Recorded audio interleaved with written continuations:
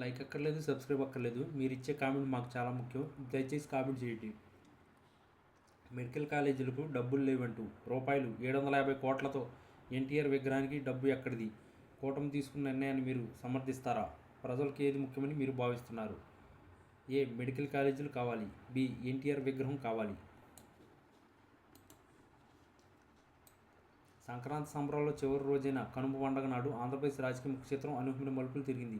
సాధారణంగా పండగపూట రాజకీయ విమర్శలు దూరంగా ఉండాలని భావించే నేతలు సైతం ఈసారి పరిణామాల వేగానికి ఆశ్చర్యపోవాల్సి వచ్చింది. ముఖ్యంగా రాష్ట్రంలో ఎంతకాలంగా చర్చనీయాంశంగా మారిన ప్రభుత్వ మెడికల్ కాలేజీ నిర్మాణం మరియు వాటి నిర్వహణ విషయంలో వైఎస్ జగన్మోహన్ రెడ్డి ప్రభుత్వానికి ఒక జాతీయ స్థాయి అగ్రనేత నుండి అనూహ్య మద్దతు లభించడం రాజకీయ వర్గాల్లో ప్రకంపనలు సృష్టించింది. రాష్ట్రంలో ఆరోగ్య మౌలిక సదుపాయాల కల్పన, జగన్ తీసుకుంటున్న నిర్ణయాలు భవిష్యత్ తరాలకు మేలు చేస్తాయని సదరు నేత ప్రస్తావించడం వైసీపీ శ్రేణులు కొత్త ఉత్సాహాన్ని నింపింది.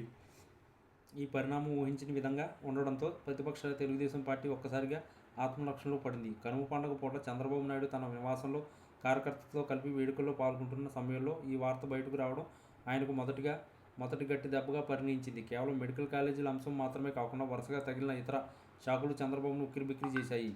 ఉత్తరాంధ్ర మరియు రాయలసీమ ప్రాంతాలకు చెందిన కొందరు కీలక నేతలు పార్టీ పట్ల అసంతృప్తిగా ఉన్నారనే వార్తలు పండగ రోజు అధికారికంగా బయటకు రావడం తెలుగుదేశం అధినేతను ఆందోళన గురించి చేసింది. పండగ శుభాకాంక్షలు చెప్పడానికి వారు వస్తారనుకున్న నేతలు కొందరు ముఖం చాటేయడం మరియు వారు అధికార పార్టీ నేతలతో టచ్లో ఉన్నారని సంకేతాలను వెలువడడంతో పండగ సందడి కాస్త రాజకీయ వేదికైంది. మరోవైపు క్షేత్రస్థాయిలో అందుతున్న నివేదిక ప్రకారం కొన్ని ముఖ్యమైన నియోజకవర్గాల కూటమి అభ్యర్థులు ఎంపిక విషయంలో ఏర్పడిన ప్రతిభటన ఇంకా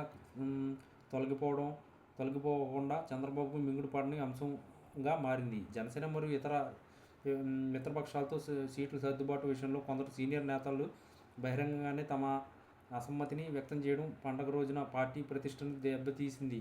ముఖ్యంగా ఒక సామాజిక వర్గానికి చెందిన అగ్రనేత జగన్ పాదయాత్ర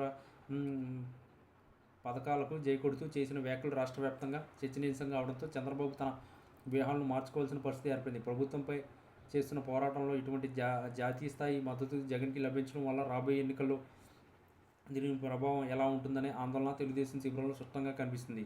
పండగ ముగిసే సమయానికి చంద్రబాబు వరుసగా తన ముఖ్య అనుచరులతో టెలికాన్ఫరెన్స్ నిర్వహించి పరిస్థితిని సమీక్షించాల్సి వచ్చింది. ఒకవైపు జగన్ ప్రభుత్వం అమలు చేస్తున్న నూతన వైద్య విధానాలకు కేంద్రం నుండి లేదా ఇతర రాష్ట్ర అగ్రనేతల నుండి మద్దతు లభిస్తుంటే దాన్ని తప్పికొట్టడంలో తాము విఫలమవుతున్నామన్న భావన కేడర్లో పెరిగిపోతుంది.